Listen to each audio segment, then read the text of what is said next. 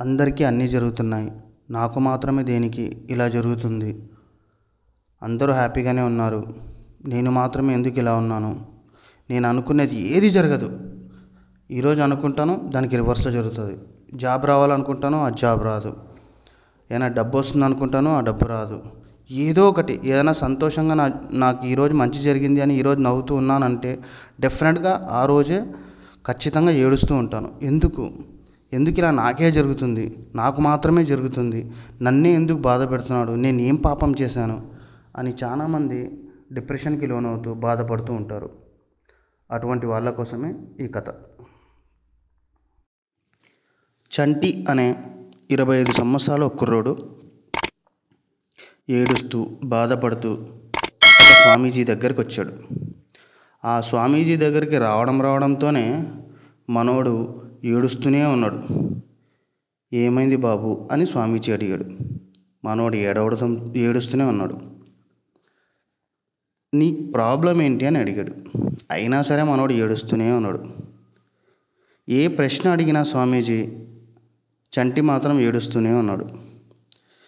సరే, నువ్వు మనస్ఫూర్తిగా ఏడ్చిన తర్వాత నా ప్రశ్నకు సమాధానం చెప్తూ అప్పటిదాకా ఏడుస్తూ ఉండు అని చెప్పేసి స్వామీజీ చెప్పి అటు నుంచి వెళ్ళిపోతూ ఉండగా చంటి ఏడుస్తూనే మాట్లాడడం మొదలెట్టాడు. గురువుగారు, నేను ఏమనుకుంటే అది జరగడం లేదు, ప్రతిదీ నాకు రివర్స్లోనే జరుగుతుంది, ఏది నా దగ్గరికి రావడం లేదు, నన్నెందుకు ఇంత బాధ పెడుతున్నాడు దేవుడు?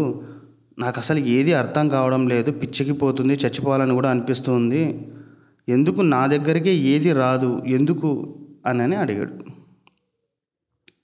అప్పుడు స్వామీజీ నిదానంగా, సరే కూర్చో, నీ ప్రశ్నకు సమాధానం రేపు నేను చెప్తాను, అప్పటిదాకా ప్రశాంతంగా ఉండు అని చెప్పాడు.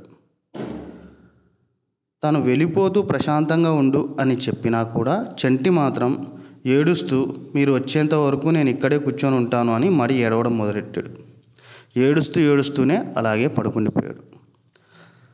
సూర్యోదయానికి కొంత సమయం ఉంది అనగా స్వామీజీ చంటి దగ్గరికి వచ్చాడు. వచ్చి చంటిని లేపాడు. లేపి నీ ప్రశ్నకు సమాధానం కావాలా అని అడిగాడు. అవును స్వామీజీ, ఎలాగన్నా మీరు నా ప్రశ్నకు సమాధానం చెప్పండి, నాకు అర్థం కావట్లేదు, పిచ్చెక్కిపోతుంది, నేను చనిపోయేటట్లనే ఉన్నాను అని చెప్పాడు. అప్పుడు స్వామీజీ ఒక మాట అన్నాడు. నేను ఏం చెప్తే అది చేస్తావా అని అడిగాడు. మీరు ఏం చెప్పినా చేస్తాను, చచ్చిపోవడం తప్ప అని అడిగాడు. సరే, అలా అయితే సూర్యుడు కాసేపటితో ఉదయిస్తాడు. ఆ ఉదయించిన సూర్యకిరణాలు ఊరిలో ఎక్కడెక్కడ పడుతున్నాయో చూసి గమనించి నాకు చెప్పు. ఊరిలో ఉన్నటువంటి ప్రతి మూలన వెతుకు, అన్ని చోట్ల సూర్యకిరణాలు పడుతున్నాయా లేదా గమనించి నా దగ్గరికి వచ్చి చెప్పు అని చెప్పి చంటికి చెప్పాడు. గురువుగారి మాట విన్న వెంటనే చంటి పరిగెత్తడం మొదలెట్టాడు. సూర్యుడు ఉదయిస్తూ ఉన్నాడు. సూర్యకిరణాలు అలా వచ్చి ఆ ఊరిలో పడుతూ ఉన్నాయి. ఆ పడుతున్న సూర్యకిరణాలకు పోటీ పడుతున్నట్లుగా చంటి పరిగెడుతూ ఉన్నాడు. పరిగెడుతూ ఆ ఊరిలో ఉన్నటువంటి ప్రతి మూలన వెతకడం మొదలెట్టాడు. ఈ సూర్యకిరణాలు చెట్టును తాకాయి, భూమిని తాకాయి, అక్కడ ఉన్నటువంటి మేకపిల్లను, కుక్కను అన్నిటినీ తాకాయి. అక్కడున్న చీమలతో సహా ప్రతి జీవిని తాకుతూనే వెళ్తూ ఉన్నాయి. అలా చీకట్లో ఉన్నటువంటి ఒక చిన్న ఇంటి లోపలికి కూడా ఆ సూర్యకిరణాలు వెళ్ళాయి. అమ్మయ్య, అన్ని చోట్ల వెళ్తున్నాయే సూర్యకిరణాలు అని గమనించి అటుగా వెళ్తూ ఉంటే చిన్న గుహ తీరు కనిపించింది. ఇందులో ఉన్నాయో సూర్యకిరణాలు, ఇందులో వెళ్ళాయా అని చెప్పేసి చీకటిగా ఉన్న ఆ గుహలోకి తొంగి చూశాడు. తొంగి చూస్తే అక్కడ కూడా చిన్న రంధ్రం గుండా సూర్యకిరణాలు అందులో కూడా వెళ్తూ ఉన్నాయి. అటుగా ఒక చిన్న ఎలుక తన మీదకి వచ్చింది. భయపడిపోయి అమ్మయ్య, ఇక్కడ కూడా వస్తున్నాయా అని చెప్పేసి అన్ని చోట్ల మూలన వెతికి సూర్యకిరణాలు అన్ని చోట్ల ఉన్నాయి, వెళ్తున్నాయి అని చెప్పేసి నేను గురువుగారు ఏదైతే చెప్పారో అది నేను చేశాను అని సంతోషంగా పరిగెత్తుకుంటూ వచ్చి గురువుగారు, మీరు చెప్పినట్లే సూర్యకిరణాలని గమనించాను. అవి ఊరిలో ఉన్న ప్రతి చోట వెళ్తూ ఉన్నాయి. కుక్కను తాకాయి, ఆకును తాకాయి, భూమిని తాకాయి. చిన్న మూలగా ఉన్నటువంటి చిన్న గుహలోకి కూడా సూర్యకిరణాలు ప్రవేశించాయి అని చెప్పి చెప్తాడు. తన సమాధానం ముగిసిన వెంటనే ఇప్పుడు గురువుగారు మాట్లాడడం మొదలెడతారు.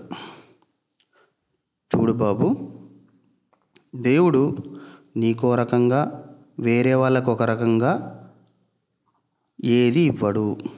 దేవుడు ఏదన్నా ఇవ్వడం మొదలెడితే అందరికీ సరి సమానంగానే ఇస్తాడు.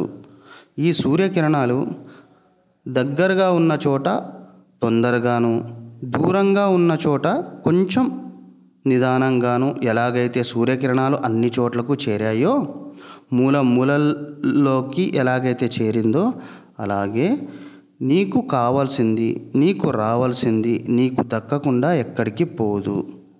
ఎప్పుడు సంతోషంగా ఉండు. నీకు రావడం కొంచెం ఆలస్యం అవ్వచ్చేమో, కానీ నీకు ఖచ్చితంగా వస్తుంది. నువ్వు అనుకునేవన్నీ జరుగుతాయి. మనసును ప్రశాంతంగా ఉంచుకో అని చెప్పి చంటికి ధైర్యాన్ని చెప్పాడు. చంటి గురువుగారి మాటలతోనే తను కళ్ళతో చూసిన ఆ సూర్యకిరణాలు గుర్తు వచ్చి తన గుండెల్లో ఒక సంతోషం నిండుకునింది. అమ్మయ్య, నిజమే కదా, సూర్యకిరణాలు అన్ని చోట్లకి ప్రవహించినప్పుడు దేవుడు అన్ని చోట్ల ఉంటాడంటారు కదా, దేవుడు ఎందుకు నేను అనుకునేది నెరవేరకుండా చేయడు అని చెప్పేసి సంతోషంగా నవ్వుతూ అక్కడి నుంచి వెళ్ళిపోయి తన పని తను చేసుకోవడం మొదలెట్టాడు. ఇక్కడితో కథ ముగుస్తుంది. ఇలాంటి కథలు ఇంకా మీకు చెప్పాలి అంటే మీరు సబ్స్క్రైబ్ చేసుకోవాలి కదా. So please subscribe. Thanks for watching.